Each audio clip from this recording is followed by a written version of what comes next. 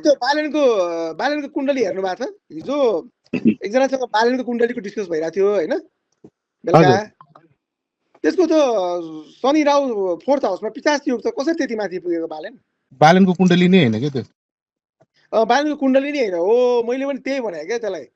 त्यसले चाहिँ के भन्यो भने त्यो मान्छेले चाहिँ के तर्क दियो भने मलाई यो माथि गएर नराम्रोसँग झर्छ अरे क्या।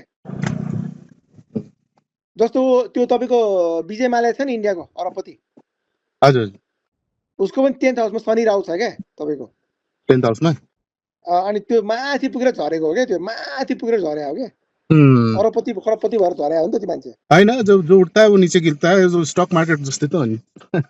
एउटै स्टडी भएर चाहिँ नि लाइफमा अलिकति उनै छ। अब झ्याप्पै माथि उठ्नेहरू जस्तो जेनरली स्टक मार्केटमा के हुन्छ, झ्याप्पै माथि उठ्दा झ्याप्पै तल पनि जान्छ।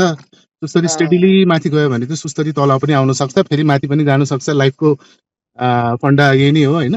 जस्तो बालनकै कुरा गर्नुभयो। म एउटा कुरा चाहिँ के भन्न चाहेँ भन्दाखेरि यो अहिले सोसियल मिडियामा अहिले हर्क साम्पाङ र बालनको साइडबाट त छैन, तर हर्क साम्पाङले यसमा बोलै छ र सोसियल मिडिया युजरहरूले पनि हर्क साम्पाङलाई गाली गरेको छ। तर एउटा कुरा चाहिँ म के भन्छु भन्दाखेरि अब हर्क साम्पाङ भनेको माटोसँग जोडिएको मान्छे हो होइन, माटोसँग जोडिएको मान्छे हो। अनि हामी मान्छेको जुन जात छ त्यो भनौँ न यसको सृष्टि पनि माटोबाटै भयो होइन, त्यो कुरा हामीले बिर्सिनु हुँदैन। त्यही भएर हर्क साम्पाङ जस्तो मान्छे पनि चाहिन्छ नेपालमा, चाहिन्छ। त्यो अपोजिट कुरा गर्ने मान्छे चाहिन्छ नि, चाहिन्छ होइन। अब त्यसैले त हो नि। अब जे होस्, अब त्यो कुरा हामी एस्ट्रोलोजिकल पर्सपेक्टिभले कुरा गर्दाखेरि अब माटो भनेको वृष राशिलाई मान्दा हुन्छ। अनि अस्ति त्यो बालेनको पनि हजुर कुन चिन्ह भन्दाखेरि म वृष राशि भनेको थियो, उसले त्यही बोलेको थियो। वृष राशि पनि माटोसँगै कनेक्टेड छ, स्थिर राशि हो फेरि यो होइन। त्यही भएर मलाई चाहिँ कस्तो लाग्छ भने बालनको उसको हर्क साम्पाङको पनि कुरा सुनिदिनुपर्छ जस्तो लाग्छ।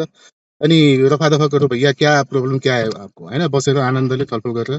किनभने यस्तो मान्छेहरू नेपालमा खाँचो छँदैछ क्या। त्यही भएर तपाईँले यस्तो हुन्छ कि जस्तो प्रश्न तेर्साउनुपर्छ होइन, प्रश्न क्वेसन गर्नुपर्छ, क्वेसन गर्छ। तर एउटा कुरा के मान्नु भने जस्तो जो मान्छे जात पात धर्म कालो रङ गोरो रङ यो तपाईँको एकदम यस्तो कुरा गर्ने मान्छेहरूको फ्रिक्वेन्सी एकदम लो हुन्छ क्या। तपाईँ कुरा मान्नुहोस्, तपाईँको त्यो तपाईँको क्रिटिसाइज गरेर त हो नि म ज्योतिषमा आएको।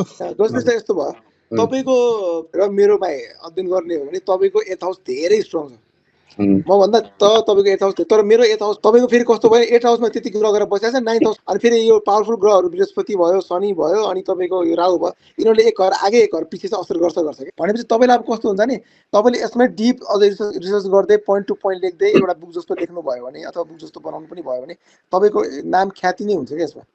अनि यस्तो भयो मेरो राहुको दशामा त मलाई त उठापटक त बवाल गराएको थियो होइन। त्यो चाहिँ जुपिटरको दशामा चाहिँ मलाई उठाउनलाई रहेछ कि होइन। सो त्यही भएर मैले चाहिँ अब राहु राम्रो हुनुको लागि शनि पनि राम्रो हुनुपर्छ। काम पनि सर्भिस रिलेटेड नै भयो मेरो। अनि काम पनि मैले अहिलेसम्म चाहिँ नि कुनै पनि काम मैले सर्फेस नलेजमा गर्दिनँ क्या, एकदम डिप नलेज गरेर अनि बल्ल म अगाडि बढ्ने हो क्या। सो त्यही भएर अहिलेसम्म तपाईँलाई कुण्डली पठाएकोमा तपाईँले एकदम सेटिस्फाई मलाई रिजल्ट दिनुभएको भनेको तपाईँले एकदम सेटिस्फाई अस्तिको कुण्डलीमा हो। त्यो मान्छे एक्चुअलमा त्यस्तै मान्छे हो, त्यो मतलब त्यो यताउति भन्दिनँ म, तर त्यो मान्छे एक्चुअलमा एकदम पीडित मान्छे हो। अनि त्यसले भनेको क्यारेक्टर मलाई शङ्का पनि थियो क्या। त्यो कुरा चाहिँ के भने मेरो स्टाफ छ नि त्यो रमेश दाई भन्ने, त्यसले भनेको थियो कि अस्ति दाई यो मान्छे ठिक होइन तपाईँको कुरा पनि, यसले बाहिर मुख उठेर उसले आफ्नो बिरामी त बुढीलाई साथ दिन्छ नि। बुढीले के साथ छ, बुढीले त डिभोर्स मागिरहेछ। ठिकै छ, अब त्यो त भइहाल्यो। अब तपाईँले केमा कुरा गरिरहनु भएको थियो? साँच्चै बालेनले कालो लाउने कारण पनि छ क्या, उसले ज्योतिष मान्छ क्या 100% स्योर हो। किनभने अब तपाईँको त्यो के भन्छ यता आउनुभन्दा अगाडि उसले चाहिँ स्टार्टिङ नै अब पूजापाठबाट गराएको थियो। त्यस्तो गुरुहरूलाई बोलाएर पूजापाठ गराएर तरिकाले चाहिँ नि हुन्छ नि पुरा विधि सिधि पुऱ्याएर अनि बल्ल उसले चाहिँ नि एक्सेप्ट गरे हो। सो उसले पनि डेफिनेटली मान्छ क्या। उसले कालो लाउने कारण उसको शनि राम्रो छ क्या, डेफिनेटली हो। अनि कालो चस्मा लाउने ब्ल्याक कलर बढी उसले मन पराउने होइन। अनि शनिदेवको आशीर्वाद पनि छ र उसको देखादेखि धेरैले पनि त्यस्तो गरिरहेछ। अब त्यस्तो गर्नु चाहिँ हुँदैन जस्तो लाग्छ मलाई। अब तपाईँले हेर्नुहोस् त्यो के अरे पिलपिलवाला मान्छेहरू तिनीहरू पुरा चस्मा लगाएर धेरै पडकास्टहरूमा हेरिरहेको हुन्छु, न फलो गरिरहेको हुन्छु। सबैले त्यो बालेनको नकल गरिरहेको छ होइन। तर प्रब्लम चाहिँ कहाँ छ भन्दाखेरि यदि शनि कसैको कुनै बेला चाहिँ नि यदि गोचरमा बिग्रिने अवस्थामा भयो भने उनीहरूको पनि डाउनफल स्टार्ट हुन्छ क्या। सो त्यो फलो त्यसरी गर्नु हुँदैन। त्यही भएर ज्योतिषलाई मान्नुपर्छ।